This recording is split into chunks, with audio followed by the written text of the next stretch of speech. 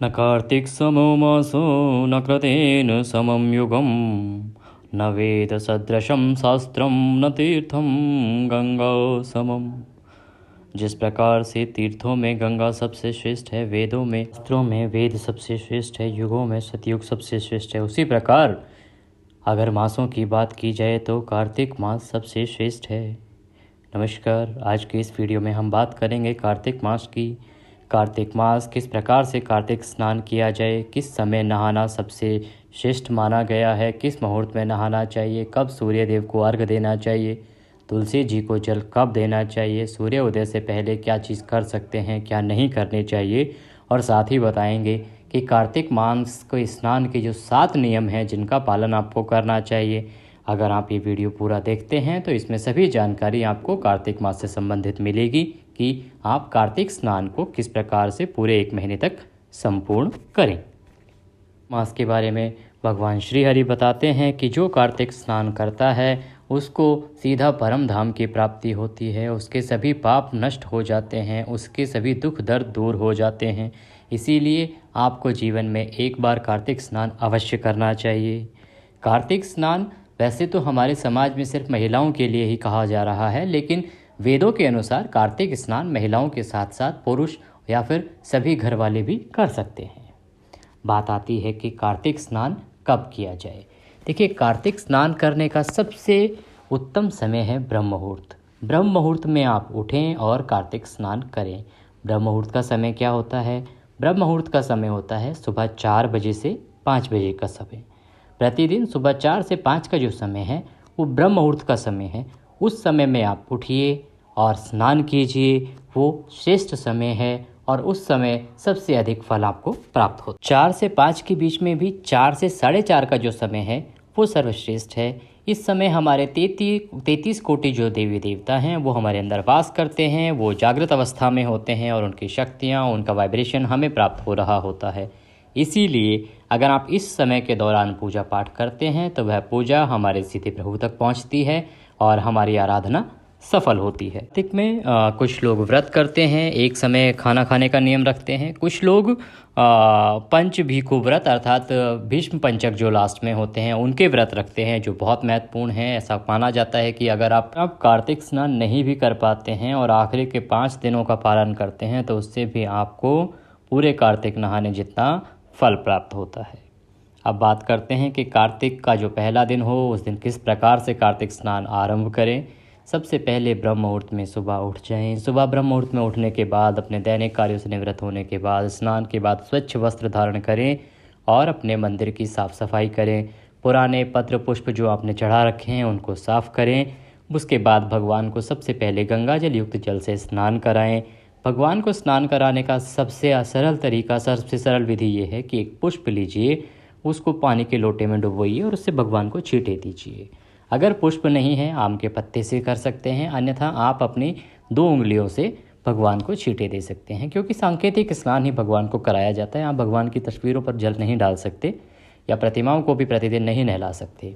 इस प्रकार से उनको स्नान कराएं, उनको तिलक करें, मौली वस्त्र के रूप में पहनाएं। अगर आपके पास वस्त्र हैं भगवान को पहनाने के लिए, उनको वस्त्र पहनाएं, तिलक करके अक्षत लगाएं और उसके बाद अपनी पूजा का संकल्प लें कि आप 1 मास तक कार्तिक स्नान करेंगे, या आप किस प्रकार के व्रत रखेंगे, या आप एक समय खाना खाने का संकल्प लेते हैं। वो संकल्प अपना दोहराएं, प्रभु के चरणों में इसको अर्पित करें और उसके बाद आप कार्तिक मास की जो कथाएं हैं उनको सुनना ना भूलें। कार्तिक मास का जो महात्म्य है उसको नित्य प्रतिदिन अवश्य सुनें। हमारे इस चैनल पर भी आपको प्रतिदिन कार्तिक मास महात्म्य सुनाया जा रहा है, उसको सुनना ना भूलें। उसको सुनने से आपका कार्तिक मास स्नान संपूर्ण होगा। कार्तिक मास में सबसे महत्वपूर्ण जो नियम है उनमें से एक आता है तुलसी। तुलसी माता का पूजन जो है वो सबसे महत्वपूर्ण माना गया है कार्तिक मास में, उसका विशेष महत्व है। हम आपको उसके आगे के नियम बताएं उससे पहले ये जान लेना आवश्यक है, क्योंकि कार्तिक मास जो है ये सब मासों में श्रेष्ठ है और इस महीने में इतने सारे तीज त्योहार व्रत आते हैं जिनकी सही जानकारी सही समय पर होना बहुत आवश्यक है। तो सबसे पहले जान लेते हैं कि इस महीने में आपके कौन कौन से महत्वपूर्ण व्रत हैं, कौन कौन से महत्वपूर्ण त्यौहार हैं और वो किस दिन हैं। सबसे पहले कार्तिक मास का आरंभ हो रहा है 29 अक्टूबर रविवार से और कार्तिक मास जो है उसका समापन होगा 27 अक्टूबर सोमवार को। कार्तिक पूर्णिमा के दिन इसका समापन होगा। जो पंचभीकु या भीष्म पंचक जो हैं वो व्रत प्रारंभ होंगे आपके 23 नवंबर से। 23 नवंबर दिन होगा गुरुवार का, और उस दिन देव उठान एकादशी भी होती है। देव उठान एकादशी से ही ये भीष्म पंचक आरंभ होते हैं। इसको भी आप कहीं नोट कर लें या आप हमारे इस वीडियो को सेव कर लें ताकि आप आगे भी देख पाएँ इसको। प्रमुख रूप से जो त्योहारों का शुभारंभ हो रहा है वो 1 नवंबर से। 1 नवंबर बुधवार को करवा चौथ होगी। 5 नवंबर को अहोई अष्टमी और राधा कुंड स्नान होगा। अहोई अष्टमी का जो व्रत है बहुत महत्वपूर्ण होता है। 9 नवंबर गुरुवार को रमा एकादशी और गोवत्स द्वादशी होगी। और 10 दिसंबर शुक्रवार को धनतेरस का त्यौहार रहेगा। धनतेरस के बाद 11 नवंबर शनिवार को काली चौदस और 12 नवंबर रविवार को दिवाली और साथ में नरक चतुर्दशी। 13 नवंबर सोमवार को कार्तिक अमावस्या का महत्वपूर्ण पर्व रहेगा। 14 नवंबर मंगलवार को गोवर्धन पूजा और भैया दूज दोनों रहेंगे। 19 नवंबर को उसके बाद रविवार का दिन रहेगा, उस दिन छठ पूजा होगी। 20 नवंबर को सोमवार है, गोपाष्टमी होगी।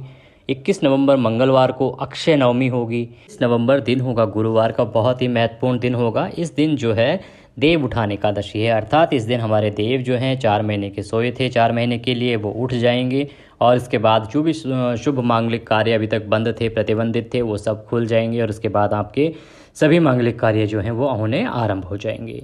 इसके बाद बात करते हैं तो 24 नवंबर शुक्रवार को तुलसी विवाह होगा। इसका बहुत महत्वपूर्ण है। तुलसी विवाह अवश्य एक बार करना चाहिए, करवाना चाहिए, उसमें योगदान देना चाहिए।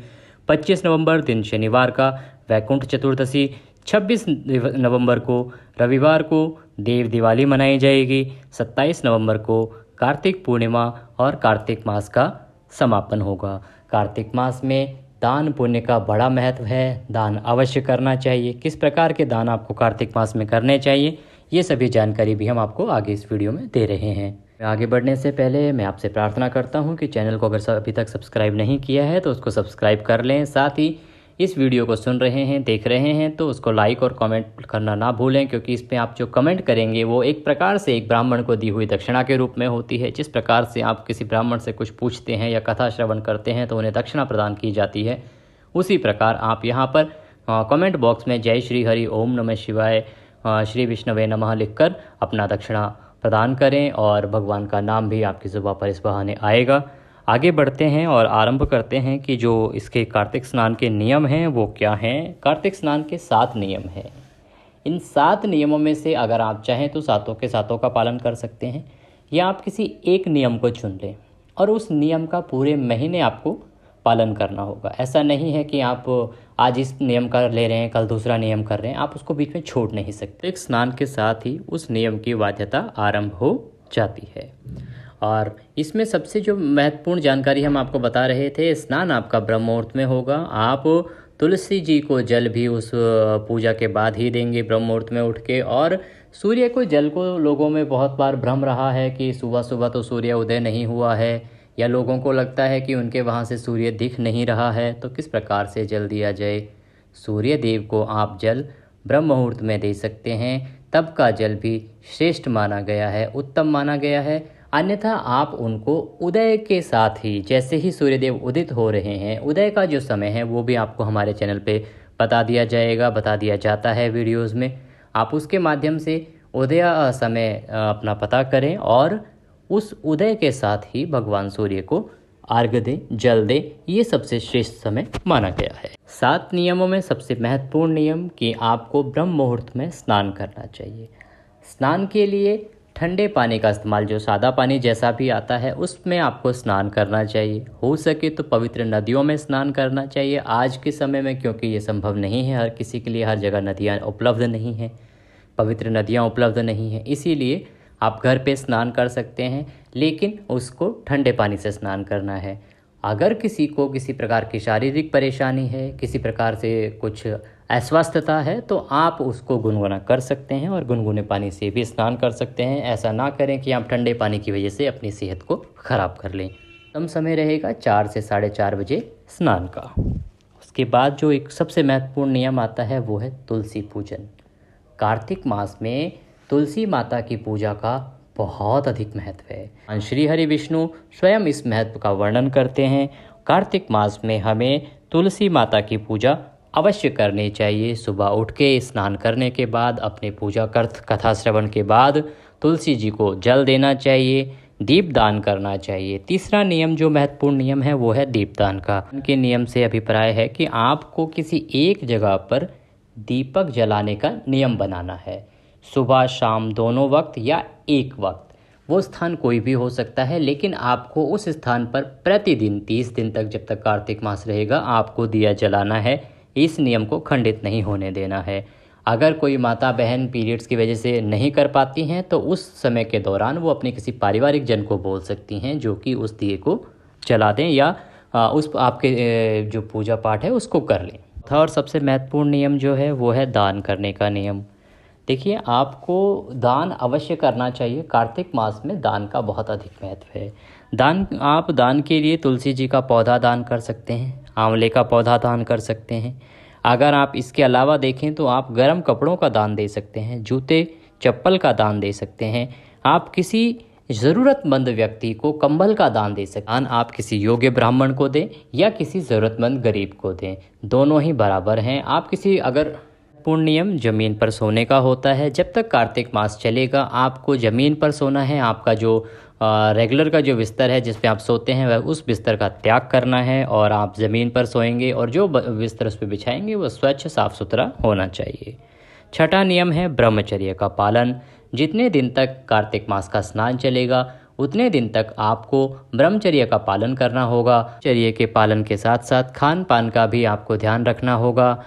लहसुन, प्याज, इसके अलावा मदिरा और मांस मछली आदि से आपको बचना होगा। इन सब को छोड़ना होगा। और एक महत्वपूर्ण नियम ये कि इस कार्तिक मास में कुछ चीज़ों को नहीं खाया जाता, कुछ सब्जियों को विशेष रूप से नहीं खाया जाता। उसमें बैगन, करेला, पालक, मेथी, बथुआ ये सब्जियां नहीं खाई जाती, ये वर्जित हैं। इसमें द्विदलन दालों का जो सेवन है वो भी नहीं किया जाता। द्विदलन दालें कौन सी होती हैं? जो 2 टुकड़ों में बटी होती हैं, जैसे चना, उड़द, मूंग, मसूर। ये दालें भी कार्तिक मास में नहीं खानी चाहिए। तो ये कार्तिक मास के कुछ नियम हैं। इन नियमों का आप पालन करें। किसी एक नियम को आप दीपदान का एक नियम ले सकते हैं, आप तुलसी जी की पूजा का एक नियम ले सकते हैं और आप उसका पूरे लगातार 30 दिन तक पालन करें। और कार्तिक मास में भगवान श्री हरि की जो कथा है, कार्तिक मास का जो महात्म्य है उसको सुनना ना भूलें। कार्तिक मास का महात्म्य हमारे इस चैनल पर प्रतिदिन सुनाया जा रहा है, आप उस वीडियो को सुनना ना भूलें। आपको प्रतिदिन एक अध्याय सुनने को मिलेगा। कार्तिक मास के 35 अध्याय हैं जो कि 30 दिन में हमारी तरफ से पूरे किए जाएंगे। इस वीडियो में अभी के लिए इतना ही। अगले वीडियो में फिर होगी आपसे मुलाकात। तब तक के लिए ओम नमः शिवाय।